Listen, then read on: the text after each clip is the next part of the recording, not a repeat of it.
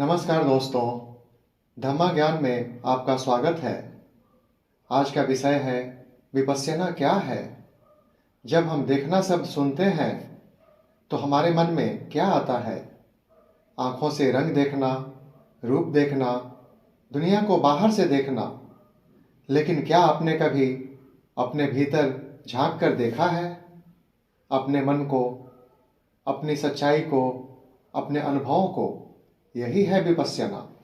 विपश्यना शब्द संस्कृत के दो शब्दों से मिलकर बना है, बी और पश्यना। पश्यना का अर्थ होता है देखना और बी का अर्थ होता है विशेष रूप से, अर्थात विशेष रूप से देखना, वही है विपश्यना। लेकिन यहाँ देखना का अर्थ आँखों से देखना नहीं है। यह देखना है अनुभव के द्वारा देखना। देखना यानी अनुभव करना। भारतीय भाषाओं में देखना शब्द का एक गहरा अर्थ रहा है।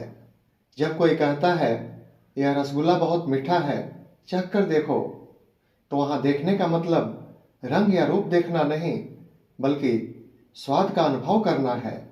कोई कहता है यह गाना बहुत मधुर है, सुन कर देखो, तो क्या हम उसके रंग देखते हैं, उसके रूप देखते हैं? नहीं, हम उसका अनुभव करते हैं। इसी प्रकार विपश्यना का अर्थ है अपने भीतर की सच्चाई को अनुभव करना। हम सब अनुभव करते हैं, दुख का भी और सुख का भी, लेकिन आमतौर पर हम अनुभव करते हैं भोक्ता भाव से। दुख आया तो कहते हैं हाय मैं तो मर गया, सुख आया तो कहते हैं वाह क्या बात है। यह प्रतिक्रिया है, यह विपश्यना नहीं है। विपश्यना कहती है भोक्ता नहीं दृष्टा बनो, जो हो रहा है उसे बस देखो। दुख है उसे देखो, सुख है उसे देखो, बिना भागे, बिना चिपके, बिना प्रतिक्रिया दिए। जब हम दृष्टा बनते हैं तो हम अनुभव को तटस्थ भाव से देखते हैं। हम कहते नहीं यह मेरा दुख है, हम कहते हैं दुख का अनुभव हो रहा है। यहीं से गहराई शुरू होती है। देखते देखते हम मन की सतह से नीचे उतरते हैं, गहराइयों में, जड़ों में। वहाँ हमें दिखता है हमारे स्वभाव की सच्चाई, और जिसे हम पूरी जागरूकता से देखते हैं वह बदलने लगता है। यही विपश्यना की सबसे बड़ी शक्ति है। विपश्यना कोई नई विद्या नहीं है, विपश्यना कोई नई पद्धति भी नहीं है। यह बहुत प्राचीन विद्या है। यह खो गई थी, फिर पुनः प्रकट हुई। आज भी लाखों लोग इसका अभ्यास कर रहे हैं और जीवन में लाभ पा रहे हैं। लेकिन याद रखिए, केवल जान लेने से लाभ नहीं होता। जो धारण किया जाए वही धर्म है।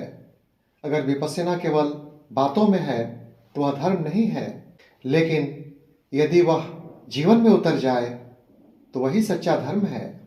जैसे सूर्य उगेगा तभी प्रभात होगा, वरना अंधकार ही रहेगा, उसी प्रकार धारण होगा तभी धर्म बनेगा।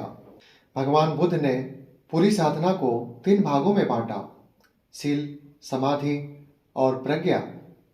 शील से जीवन शुद्ध होता है, समाधि से मन स्थिर होता है और प्रज्ञा से सत्य प्रकट होता है। यही तीनों मिलकर के धर्म का भवन बनाते हैं। जैसे छत बिना दीवार के नहीं टिकती और दीवार बिना नींव के नहीं, वैसे ही शील, समाधि और प्रज्ञा, तीनों के बिना धर्म अधूरा है।